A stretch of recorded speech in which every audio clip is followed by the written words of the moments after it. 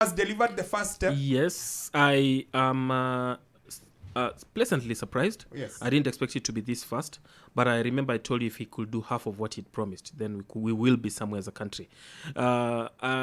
The way he tackled it was good enough. He listened to very many stakeholders, but there was no other way out of it. Mr. Babu Namwamba just had to open the FKF secretariat in Nairobi, and he had to return the suspended National Executive Committee members in exchange for the FIFA ban being lifted. Look, how hard was it for immediate former CS, Amina Mohammed, to have done this? Like, how hard was it? This was just, in my opinion, and I said it, I think, last week, this was just personal between the two, between Football Kenya Federation officials, select Football Kenya Federation officials, and Ambassador Amina Mohammed. You get this impression we could have gone on for 5 years like this.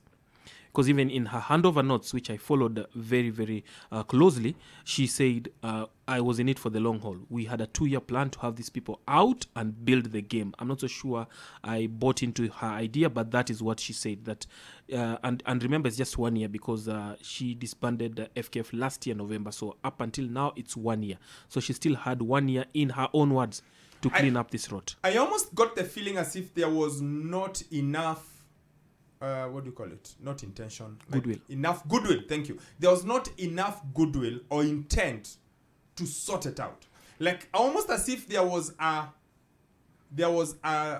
deliberate attempt to keep the status quo for as long as we could.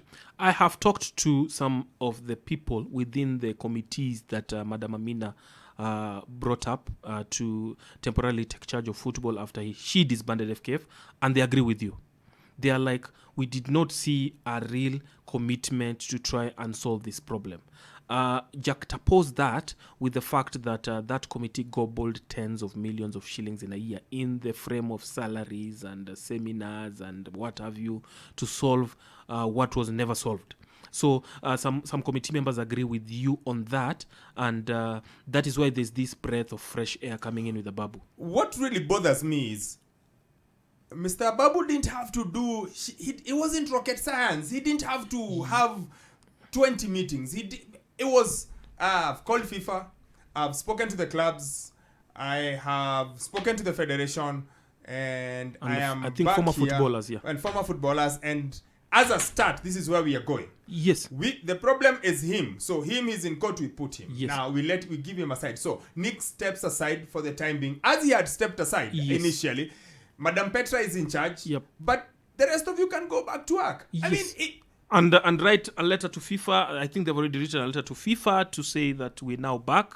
We're in the office, and all the two demands you had for Kenya to be readmitted back to the international football fold have been met by the government. So any time from now, we expect to hear from FIFA on the way forward. Particularly good news, but I agree with you because Ababu specifically cherry-picked the stakeholders who matter, the club owners or the club officials or the club leaders. They told him, listen, we just have to play football. We've undergone losses that we cannot even try and bring back. But if we are to start from somewhere, just bring back Barry Otieno, who is the Chief Executive Officer of Football Kenya Federation, and Madam Doris Petra. Behind the scenes, my sources tell me in yesterday's meeting, there was a lot of push and shove to ensure that Nick stays aside. Nick Mwendo, the FKF embattled president, he had to put it in writing and sign that he's going to stay aside until he finishes with his court case, which could be done probably by Tuesday. Remember, there's that mention in court where we will get a ruling on whether he should face fresh charges or not. The director of public prosecution says he has charges and evidence against him.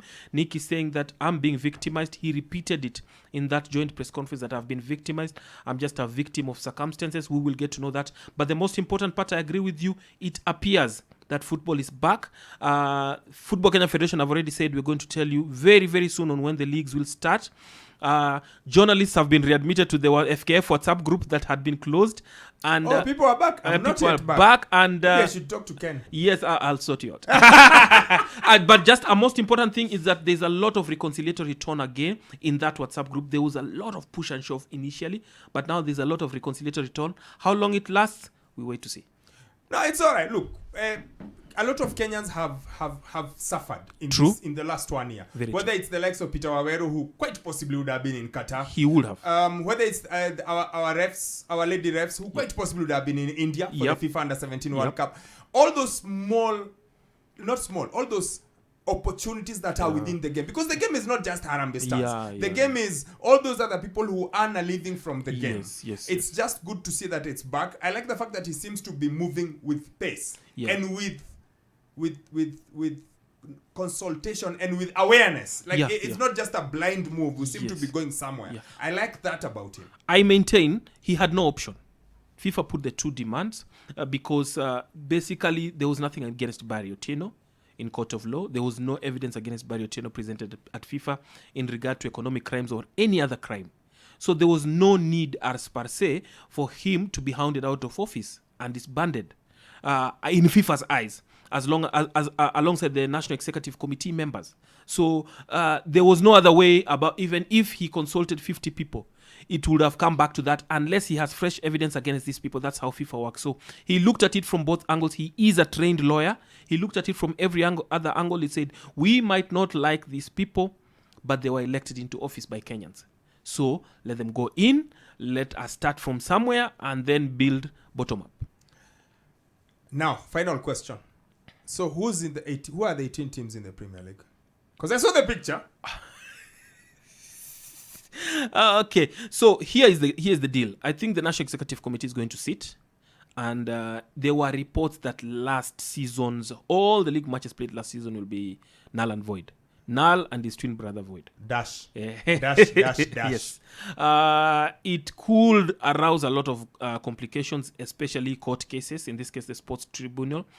But at some point, there are sacrifices going to be made to ensure that we get going. It's a tricky one. I really cannot spell out the teams for you right now, but we expect to get... Palecini. Palecini. You remember the likes of Mathare didn't even finish the league season. They said we can't. But they capitalized on a loophole because they knew this league is null and his twin brother. I'll take you back to what happened back in the days, maybe 2004, maybe 2005. The dates are a bit foggy.